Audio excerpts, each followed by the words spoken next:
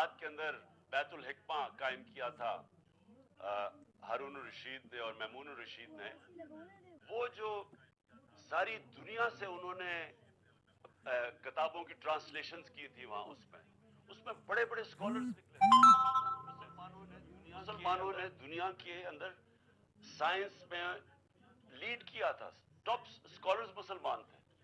उसकी वजह थी कि उनकी बकायदा एक इल्म सीखने को उन्होंने एक सेक्रेट ड्यूटी बना दिया कि आप अगर इबादत का दर्जा दे दिया तालीम को हासिल करने का। और फिर ओरिजिनल थिंकिंग आई जब उन्होंने ट्रांसलेट एरिस्टोटल के और ग्रीक स्कॉलर्स की उन्होंने जब किताबें ट्रांसलेट की अरबी में, और फिर अपनी उसके ऊपर तबसरे करके उनको उस थॉट प्रोसेस को आगे लेके गए। तो इस वक्त हमारा मसला ये है, और ये मुसलमान दुनिया का, कलोनियलिज्म की वजह से अभी तक हम उस ज़हनी गुलामी से नहीं निकल सके। हम अभी तक जो अंग्रेजी बेहतर बोल लेता है उसको हम एक बड़ा स्टेटस दे देते हैं माशरे में। हम ये रियलाइज नहीं करते कि ये तो सिर्फ मीन्स टू एन एंड होना चाहिए, ये तो सिर्फ एक ये तरीका होना चाहिए बाहर की नॉलेज एक्वायर करके और फिर अपना थॉट प्रोसेस डेवलप करने का। और इसीलिए अभी तक हम कि क्या होना चाहिए था पाकिस्तान को, हम यही नहीं समझ सके कि इसकी बड़ी एक अजीम ख्वाब था, मिशन स्टेटमेंट थी, इस्लामी फलाई रियासत, बेसिकली मदीना की रियासत के उसूलों पे खड़ा होना। तो आज आप ये देख लें कि जो नंबर वन प्रिंसिपल था अदल और इंसाफ, जिसको आप उसको अंग्रेजी में रूल ऑफ लॉ कहते हैं, आज आप देख लें कि मुसलमान दुनिया के क्या हालात हैं रूल ऑफ लॉ के इंडेक्स में।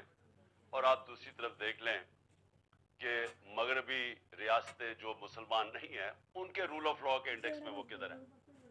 एक रूल ऑफ लॉ इंडेक्स है जिसमें टॉप पे स्विट्जरलैंड है 99.9%, और सबसे कम है नाइजीरिया 7% पे।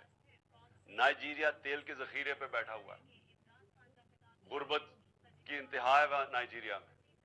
स्विट्जरलैंड में कोई रिसोर्सेज ही नहीं है, लेकिन क्योंकि वहां रूल ऑफ लॉ और इंसाफ है वो सबसे खुशहाल मुल्क है।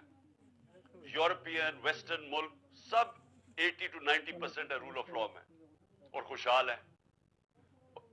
और मुसलमान दुनिया शायद ही कोई मुसलमान मुल्क 20% से ऊपर है। और पाकिस्तान का हाल आपके सामने है। ये जो अब सब कुछ हो रहा है पाकिस्तान में, ये जो तमाशे हो रहे हैं, लोगों को पकड़ पकड़ जेलों में डालना, कोई फंडामेंटल राइट्स की कोई हिफाजत नहीं कर सकता, ताकतवर जो मर्जी कर ले पाकिस्तान में, वो चोरी करके एनआरओ ले लें। कब्जा ग्रुप फिर रहे हैं पाकिस्तान में।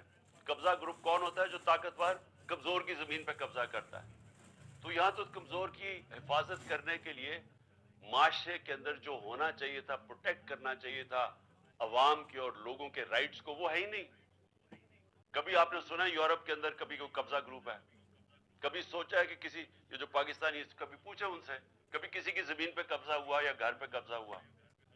कभी आपने सुना है वहां के मुल्क के ताकतवर लोग जो मुल्क की रिसोर्सेज को चोरी करते हैं, जिसको करप्शन कहते हैं? करप्शन होता है जो आप कौम के पैसे को चोरी करते हैं, और जो चोरी हमारे वो इंडिविजुअल उसको चोरी कहते हैं, डाका कहते हैं, लेकिन करप्शन वो होती है जो कौम के वसाइल को चोरी करते हैं। कभी आपने सुना है किसी मगरबी मुल्क के अंदर कि बड़े बड़े चोरों को एनआरओ दिया? और इसीलिए नबी सल्लल्लाहु अलैहि वसल्लम ने 1500 साल पहले कहा था कि तुम्हारे से पहले बड़ी कौमें तबाह हुई। जो ताकतवर जब चोरी करता था तो उसको नहीं पकड़ते थे, कमजोरों को सिर्फ सजा देते थे। तो ये आज आप मगरिब में आपको नहीं नजर आएगा। बस सबसे ज्यादा जोर होता है बड़े चोरों को पकड़ना। सिंगापुर जो आज सबसे बड़ा सक्सेसफुल मॉडल समझा जाता है, हमारे साथ सिंगापुर की पर कैपिटा इनकम थी 50, 55, 60 साल पहले। हमारे और उनकी पर कैपिटा तकरीबन एक ही बराबर थी, मेरा $150-200 ऐसे कुछ था।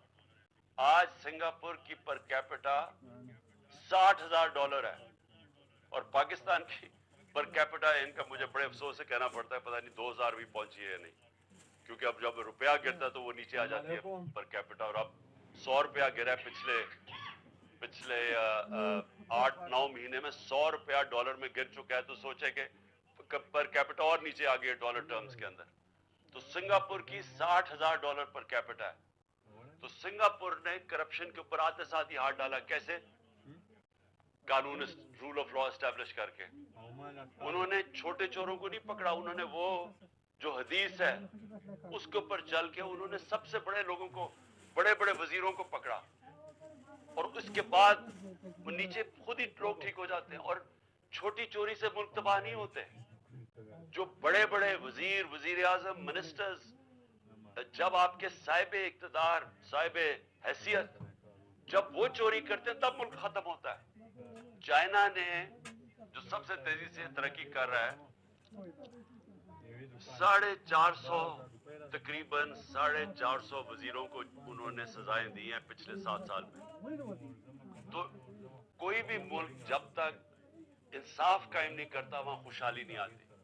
जब तक रूल ऑफ लॉ नहीं है डेमोक्रेसी नहीं आती।